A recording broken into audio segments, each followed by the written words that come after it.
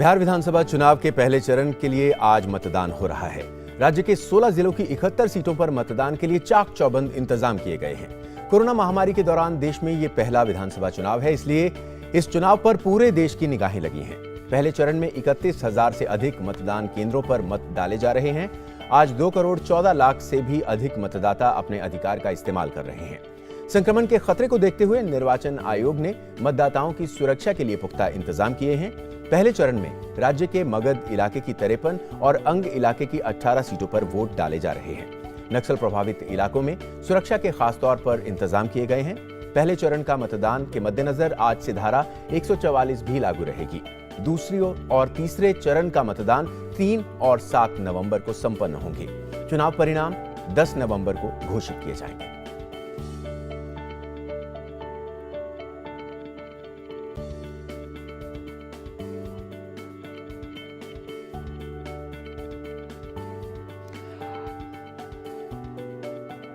चलो, तो ये आप देख रहे हैं कि मतगणना जो है वो जो मतदान है वो शुरू हो चुका है। और सबसे अहम ये है कि हम जिस तरह से लगातार आपको बता रहे हैं कि तेजेंद्र, ये कोविड काल है और ऐसे में निष्पक्ष, स्वच्छ और साथ ही साथ भयमुक्त और सुरक्षित चुनाव कराना चुनाव आयोग की अहम जिम्मेदारी है, प्राथमिकता है। हमने देखा है कि दिव्यांगजनों के लिए या फिर हम कह सकते हैं जो बुजुर्ग हैं उनके लिए विशेष और व्यापक इंतजाम किए गए हैं। और सबसे अहम है कि इस पर सैनिटाइजेशन को लेकर भी ख्याल रखा गया है। तो बिहार विधानसभा के पहले चरण के चुनाव में 71 सीटों पर मतदान चल रहा है। जमुई, गया, पटना ग्रामीण, जहानाबाद, लखीसराय सहित कई महत्वपूर्ण सीटों से कई बड़े नाम चुनावी मैदान में सामने हैं। जमालपुर से शैलेश कुमार से अजय कुमार सिंह जो कांग्रेस के हैं, उनसे कड़ी टक्कर है, कांटे का मुकाबला है।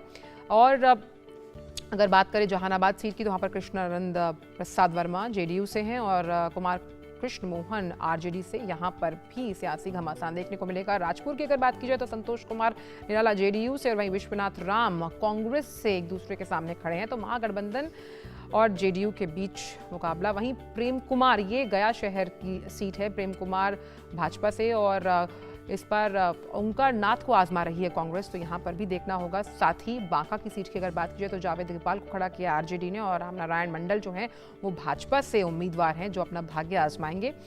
वहीं लखीसराय सीट का अगर जिक्र करें तो अमरेश कुमार कांग्रेस से खड़े हैं, वहीं विजय कुमार सिन्हा भाजपा से इस सीट पर खड़े हुए हैं। जमुई की अगर बात करें तो विजय प्रकाश यादव आरजेडी से हैं, श्रेयसी सिंह को इस पर टिकट दिया है, भाजपा ने, युवा हैं और इस पर अपनी किस्मत आजमाएंगी जमुई से। वहीं इमामगंज की सीट जीतन राम मांझी जो किसी वक्त जेडीयू में थे, हिंदुस्तान आवाम मोर्चा में अब हैं, उनको टक्कर देने के लिए उदय नारायण चौधरी हैं आरजेडी से। राहुल तिवारी आरजेडी से खड़े हुए हैं। शाहपुर की सीट है, मुन्नी देवी पर विश्वास जताया बीजेपी ने और यहाँ पर भी मुकाबला देखा जा रहा है। महिला प्रत्याशियों को भी इस पर मौका दिया गया है। वहीं रामगढ़ से सुधाकर सिंह आरजेडी और फिर अशोक सिंह जो हैं वो बीजेपी से खड़े हुए हैं। और बिहार चुनाव के पहले चरण की 71 सीटों में एनडीए में भाजपा 29, जेडीयू 35 और हिंदुस्तानी अवामी मोर्चा 6 सीट पर चुनाव लड़ रही है। वहीं विकासशील इंसान पार्टी ने चुनाव में अपने एक उम्मीदवार को उतारा है और महागठबंधन में आरजेडी ने 42, कांग्रेस ने 21 और सीपीआई एमएल ने 8 उम्मीदवार चुनाव मैदान में उतारे हैं। इसके अलावा एलजेपी 42 जबकि आरएलएसपी 43 और बीएसपी 27 उम्मीदवारों के साथ चुनावी मैदान में है।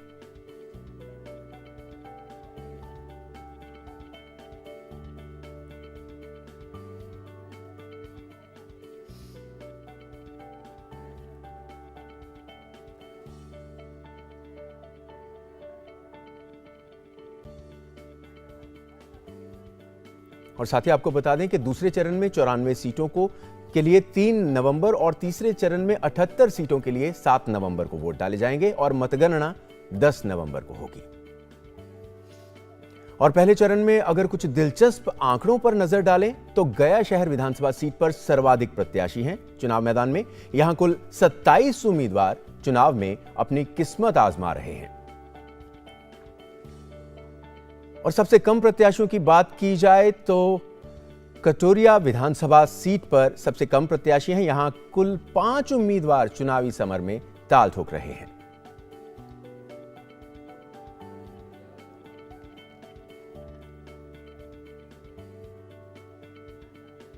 तो बिहार विधानसभा चुनाव के पहले चरण के लिए हो रही वोटिंग पर प्रधानमंत्री नरेंद्र मोदी ने लोकतंत्र के इस पर्व में कोरोना गाइडलाइन को ध्यान में रखकर मतदान करने की अपील की है।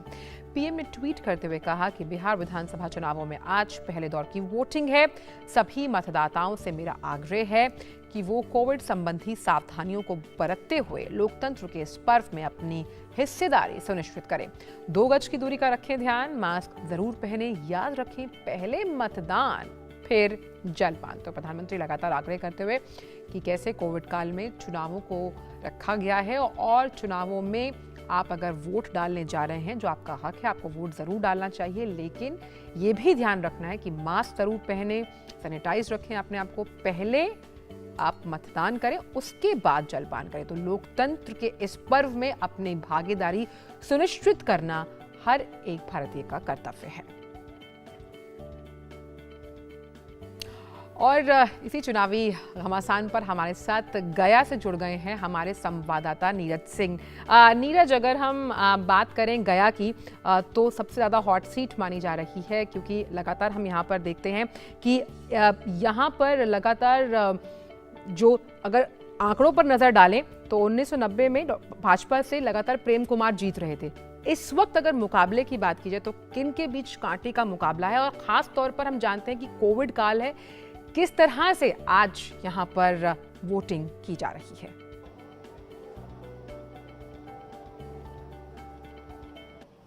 देखिए, बिल्कुल आंचल, गया सबसे हॉट सीट है क्योंकि भारतीय जनता पार्टी के पास पिछले 6 बार से ये सीट भारतीय जनता पार्टी के पास रही है और प्रेम कुमार जो मंत्री भी हैं नीतीश सरकार में, वो यहाँ से लगातार जीते रहे हैं और इस बार भी भारतीय जनता पार्टी ने उन्हीं पर भरोसा जताया है।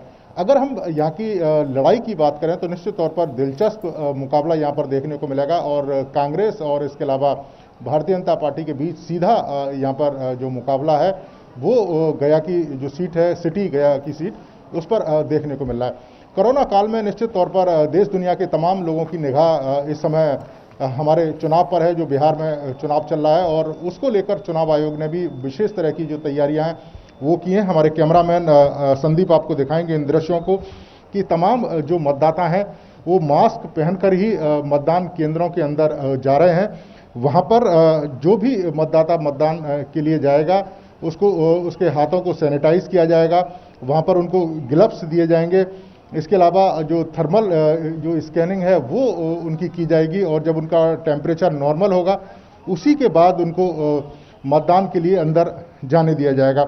इसके साथ ही चुनाव आयोग ने और भी कई तरह की जो तैयारियां हैं वो की हैं। अगर हम आपको इन दृश्यों को दिखाएं तो अगर आप देखें कि जो भी सुरक्षा कर्मी हैं वो फेस शील्ड पहनकर बैठे हुए हैं।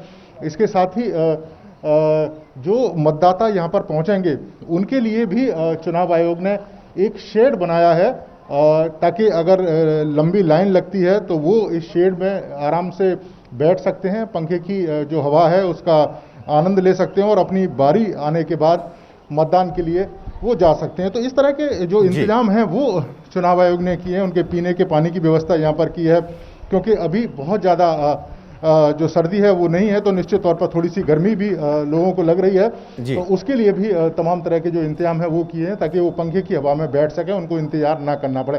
तो ये तमाम तरह के जो उपाय हैं चुनाव आयोग ने किए और लोग भी निकलकर मतदान केंद्रों पर पहुंच रहे हैं और अपने मत का प्रयोग कर रहे हैं। जी, तो हम देख रहे हैं लाइनों में लोग लग रहे हैं और अपने मतदान के लिए वहां पर सुबह ही पहुंचना शुरू हो गए हैं। लेकिन आप गया में हैं तो गया की सीट की ही अगर बात कर लें तो क्यों इस सीट को इतना अहम माना जा रहा है? क्योंकि हमने देखा है कि सभी पार्टियों ने अपनी पूरी ताकत झोंक दी है। प्रधानमंत्री ने भी वहां पर रैली की और उससे पहले बीजेपी अध्यक्ष जेपी नड्डा ने भी अपनी रैलियों की शुरुआत वहीं से की। क्या अहमियत इस सीट की है?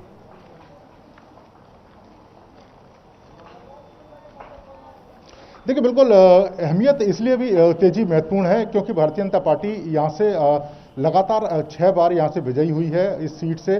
तो निश्चित तौर पर भारतीय जनता पार्टी के लिए ये सीट एक प्रतिष्ठा का विषय है। और दूसरी, जिस तरीके से आप देख रहे हैं कि 27 उम्मीदवार गया से चुनावी मैदान में है इस सीट से, तो अपने आप में ये बताता है कि यहाँ पर दूसरी जो पॉलिटिकल पार्टियां हैं वो किस तेजी के साथ इस सीट को जीतने की कोशिश कर रही हैं। इसके साथ साथ ही इस पूरे इलाके में बगावत एक बड़ा कह सकते हैं कि इशू रहा है पॉलिटिकल पार्टियों के लिए, और यही कारण है कि बड़ी संख्या में जो उम्मीदवार हैं वो चुनावी मैदान में यहाँ पर हैं। और जेपी नड्डा ने जब जो पार्टी के अध्यक्ष हैं उन्होंने जब चुनावी प्रचार की शुरुआत की थी तो गया से ही उन्होंने चुनावी प्रचार की शुरुआत की थी, और प्रधानमंत्री ने भी जब 23 तारीख को 3 रैलियां की थी उसमें गया भी शामिल था। तो भारतीय जनता पार्टी के लिए ये सीट प्रतिष्ठा का विषय है, और दूसरी पॉलिटिकल पार्टियों के लिए इसलिए भी महत्वपूर्ण है कि जो 6 बार से लगातार भारतीय जनता पार्टी इस सीट को जीत रही है, तो दूसरी पॉलिटिकल पार्टियां चाहती हैं कि वो भी इस सीट पर कब्जा करके इस भारतीय जनता पार्टी के गढ़ को तोड़ें। तो निश्चित तौर पर ये सीट पूरे बिहार विधानसभा चुनाव में सबसे दिलचस्प सीट है। और बिल्कुल साफ तौर पर नीरज, हमने ये भी देखा कि कुछ निर्दलीय भी हैं जो इस बार गया की इस विधानसभा सीट से अपनी किस्मत आजमा रहे हैं। लेकिन अगर प्रमुख मुद्दों की बात की जाए, खास तौर पर इस विधानसभा क्षेत्र को अगर समझने की कोशिश की जाए, तो प्रमुख मुद्दे यहाँ के लोगों के क्या रहे?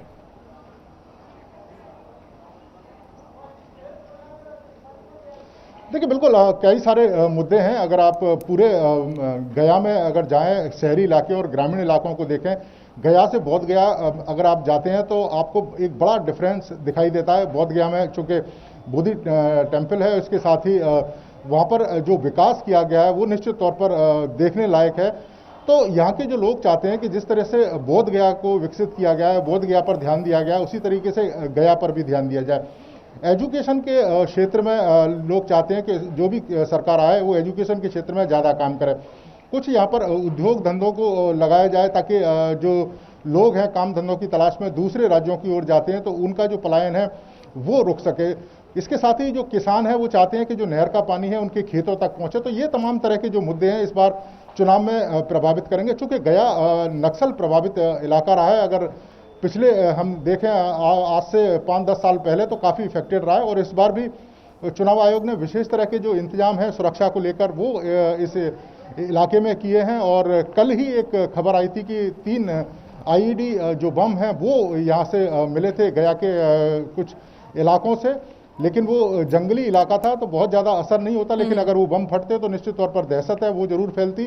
तो उसको सुरक्षा बलों ने समय रहते नाकाम कर दिया। तो इस तरह के तमाम जो कोशिश हैं वो चुनाव आयोग कर रहा है ताकि जो मतदाता हैं वो निर्भय होकर मतदान केंद्रों पर पहुंच सकें और अपने मत का प्रयोग कर सकें। बिल्कुल, अपने मत का प्रयोग करना हर एक नागरिक का कर्तव्य है, और हम देख पा रहे हैं कि वहाँ पर अभी हालांकि शुरुआती दिन है और जब तक दिन ढलेगा तब तक और भी जो है हम परसेंटेज जो है वो बढ़ते हुए देखेंगे। बहुत बहुत शुक्रिया नीरज इन तमाम जानकारियों को हमसे साझा करने के लिए। तो ये थे हमारे संवाददाता नीरज सिंह जो गया विधानसभा क्षेत्र जो हॉट सीट मानी जा रही है, जहाँ पर सबसे ज़्यादा प्रत्याशी जो है वो चुनावी मैदान में अपनी किस्मत आजमा रहे हैं, वहाँ से जानकारी दे रहे थे। लेकिन हमारे साथ भागलपुर विधानसभा क्षेत्र से योगेश शीतल जुड़े हुए हैं। योगेश, अगर हम भागलपुर विधानसभा क्षेत्र की बात करें तो यहाँ पर इंफ्रास्ट्रक्चर एक बहुत बड़ा मुद्दा है कि खास तौर पर पुलों का निर्माण होना और जो संकरी गलियां हैं वो प्रमुख मुद्दा रहा है। अगर हम चुनाव की बात करें, यहाँ पर कौन कौन से ऐसे हम कह सकते हैं उम्मीदवार हैं जिनके बीच कांटे की टक्कर है? हालांकि जो मुकाबला है वो महागठबंधन और के बीच, महागठबंधन के साथ साथ देखा जा रहा है बीजेपी के बीच। जी एनडीए। देखिए सही कहा आपने। भागलपुर जो जिला है इसमें जो 7 विधानसभा क्षेत्र है, इनमें से 2 जो है वो पहले चरण में वहाँ पे चुनाव होना है। इसमें सुल्तानगंज और कहलगांव है। सुल्तानगंज में इस वक्त मैं हूँ और कहलगांव जो है वो यहाँ से करीब 30 किलोमीटर दूर है। इन 2 जगहों पर चुनाव हो रहा है। बाकी जगहों पर इसके अगले चरण में जो है वो वहाँ पे चुनाव होगा। मैं आपको सबसे पहले तैयारियों के बारे में बता दूँ। जो यहाँ के आप लाइव विजुअल्स देख सकते हैं कि जो मतदान कर्मी जो यहाँ पे लगाए गए हैं उनके हाथ में आप देख सकते हैं कि सैनिटाइजर है, थर्मल स्क्रीनिंग के लिए व्यवस्था की गई और साथ में हैंड ग्लव्स जो है वो दिए गए हैं। दोनों तरफ आप देख सकते हैं। और जिस तरीके से मतदान जो मतदाता यहाँ पे आ रहे हैं उनको प्रॉपर जो स्क्रीनिंग है, जो प्रोसीजर है बेसिकली जो चुनाव आयोग के द्वारा ले डाउन किया गया है, उसका जो फॉलोअप जो होता है, अनुसरण जो होता है वो यहाँ पे किया जा रहा है। ओवरऑल सिक्योरिटी पर्सनल्स भी यहाँ पे डिप्लॉय किए गए हैं ताकि शांति व्यवस्था जो है वो मेंटेन नहीं, किसी तरह का इशू ना हो। कई तरह के एडिशनल अरेंजमेंट्स किए गए हैं, खासकर सीनियर सिटीजन्स के लिए किए गए हैं। विकास मित्र लगाया गया है उनको असिस्ट करने के लिए। जो अगर निजी गाड़ी से आना चाहें तो 200 मीटर के बाहर वो अपनी निजी गाड़ी से भी आ सकते हैं। तमाम तरह की व्यवस्थाएं की गई है कि जो मतदाता है उनको किसी तरह की दिक्कत ना हो। दूसरा सवाल जहां तक तक आपका था कि जो बड़ी फिगर्स हैं, खासकर इस क्षेत्र की बात करें, देखिए बुनियादी ढांचा, जैसा कि आंचल आपने कहा कि बुनियादी ढांचा काफी महत्वपूर्ण पहलू होता है अगर आप गंगा के किनारे के इन क्षेत्रों की बात करें, क्योंकि जो विक्रमशिला ब्रिज है वहां का जो जाम होता है वो बहुत मतलब एक बड़ा चुनावी मुद्दा बन गया था। और उसके बाद खास करके जब से ये दूसरा जो वैकल्पिक 4 लेन का ब्रिज जो बन रहा है, जो बेसिकली सीमांचल को यहां से जोड़ेगा, खगड़िया है, मधेपुरा है, सहरसा है, जो बेसिकली सीमांचल का एरिया है, वहां से यहां जोड़ने के लिए जो 4 लेन का जो ब्रिज का काम हो रहा है वो भी अंडर कंस्ट्रक्शन से माना जा रहा है कि वो कहीं ना कहीं चुनाव में जो है वो अपना जो है वो रोल प्ले करेगा, काफी महत्वपूर्ण भूमिका निभाएगा। कई सारे infrastructure project, basically traffic congestion से जुड़े हुए जो इंफ्रास्ट्रक्चर प्रोजेक्ट हैं, जैसे सड़क है, पुल है, इन सब चीजों का निर्माण इस क्षेत्र में काफी महत्वपूर्ण है, क्योंकि जो सुल्तानगंज का पूरा एरिया है, एक जो यहाँ पे श्रावणी मेला लगता है, अगर आप जुलाई अगस्त की बात करें, हर साल में जो श्रावणी मेला लगता है, जबरदस्त भीड़ रहती है। और उस भीड़ को व्यवस्थित करने के लिए किस तरीके से यहाँ पे डेवलपमेंट किया जाए, इंफ्रास्ट्रक्चर किस तरीके से डेवलप किया जाए, होटल्स किस तरीके से स्टेब्लिश किया जाए, टूरिस्ट स्पॉट के रूप में इसको किस तरीके से डेवलप किया जाए, इन सब चीज़ों का जो है कहीं ना कहीं जिक्र जो है वो चुनावी रैलियों में हमने कई बार देखा। यहाँ पे प्रधानमंत्री भी आए थे 23 तारीख को, नरेंद्र मोदी यहाँ पे भागलपुर में उन्होंने चुनावी रैली की थी। इसके अलावा राहुल गांधी ने भी चुनावी रैली की थी, कई शीर्ष, राजनाथ सिंह ने कहलगांव में चुनावी रैली की थी, बाबूलाल मरांडी यहाँ पे आए थे। एक बहुत बड़ा हब हम कह सकते हैं पॉलिटिकल थिंग जो है वो यहाँ से रिलेट करता है। और जिस तरीके से आपने बिल्कुल सही कहा कि इंफ्रास्ट्रक्चर यहाँ पे मुद्दा है, इंफ्रास्ट्रक्चर के अलावा और भी कई मुद्दे हैं जो कि अन्य जगहों पे, मसलन अगर आप रोजगार को देख लें, क्योंकि बड़ी संख्या में लोग जो युवा हैं खास करके वो यहाँ से बाहर जाते हैं, दिल्ली हो, मुंबई हो या अन्य जो बड़े राज्य हैं वहाँ पे जाते हैं रोजगार की तलाश में। वो ये चाहते हैं कि वो रोजगार का जो है उनको मौका यहाँ पे मिले। और यही वजह है कि ये है कि तेजस्वी यादव शुरू से इस बात पे बहुत उन्होंने जो है कटाक्ष कई बार किया और कई बार सीधे तौर पे उन्होंने कहा है कि वो आएंगे तो लाखों का रोजगार जो है, 10 लाख रोजगार जो है वो यहाँ पे देंगे, एक बेसिकली कोशिश की गई है। तो इसके अलावा कई और मुद्दे, स्थानीय मुद्दे हैं, अगर आप देख लें स्थानीय मुद्दे जो है, मसलन जो है बिजली की व्यवस्था है, सड़कें हैं, ये सब जो स्थानीय मुद्दे, जो बुनियादी मुद्दे होते हैं वो यहाँ पे ऑलरेडी है। बाकी नेशनल मुद्दे भी हैं, चाहे वो आप नेशनल मुद्दे में आप चाहिए तो जो केंद्र सरकार की योजना है आप उसको ले लें, या फिर जो रिलेशन है अलग अलग देशों के, मतलब आप कहें तो एक कॉम्प्रिहेंसिव अप्रोच जो है सारे इश्यूज को कवर किया गया है। चाहे वो फार्मर्स बिल ले लें, क्योंकि भागलपुर ये नदी के किनारे बसा इलाका है, तो कृषि कानून का यहाँ पे जो है वो लोगों पे असर पड़ा है, लोग उसको किस तरीके से, यानी कि कुल मिला के कह सकते हैं कि सभी मुद्दे, चाहे वो स्थानीय लेवल के हों, वहां के हों, स्टेट के हों या फिर राष्ट्रीय हों, तो सभी मुद्दे कहीं ना कहीं इन चुनाव में अभी तक नजर आए। बहुत बहुत शुक्रिया योगेश इस पूरी जानकारी को हम तक पहुंचाने के लिए। तो बेहद अहम और खासकर जिस तरीके से हमारे दोनों संवाददाताओं ने बताया कि किस तरह से इंतजाम किए गए हैं चुनाव आयोग द्वारा, मतदान केंद्रों को किस तरह से सजाया गया है और लोगों के आने जाने के लिए बहुत ही अच्छे और व्यापक इंतजाम किए गए हैं चुनाव। बिल्कुल, हम देख पा रहे थे कि कैसे सैनिटाइजर्स का उपयोग वहाँ पर किया जा रहा है, मास्क और फेस शील्ड्स का इस्तेमाल है। तो जो लोग भी डीडी न्यूज़ देख रहे हैं, बिहार से जुड़े हुए हैं, तो जाकर आप अपने वोट और मत का इस्तेमाल कीजिए। कोरोना से डरना नहीं है, बल्कि अपने मत अधिकार का इस्तेमाल कर हम कह सकते हैं कि वो बहुत अहम है, कहीं वो पीछे ना रह जाए। इसीलिए चुनाव आयोग ने इतने व्यापक इंतजाम किए हैं कोरोना से लड़ने के लिए। सुरक्षित रहिए, निकलिए और वोट डालिए। और